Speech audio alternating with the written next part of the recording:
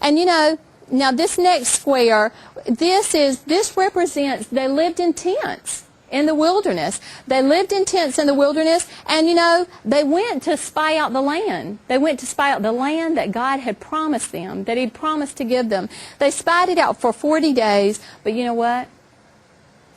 10 of them brought back a bad report. Only 2, Joshua and Caleb, brought a good report.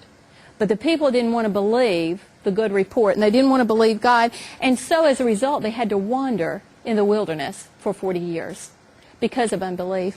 And you know, during that time, they complained against the Lord, and God sent snakes to bite them. You can see. And Moses had to lift up a bronze snake on a pole.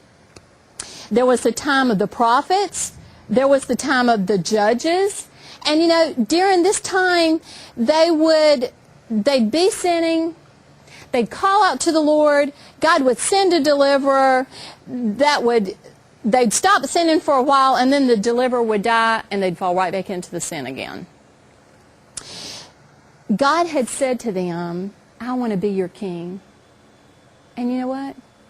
They said to God, we want to be like the other nations. We want a king. And God gave them a king, King Saul.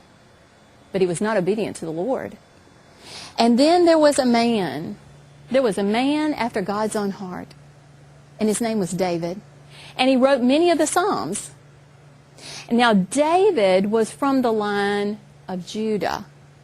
He was from the line of Judah. And we're going to watch, because that promised descendant, the one who's going to defeat Satan that we've been watching, you know, he was promised here. We know he's going to come through Seth.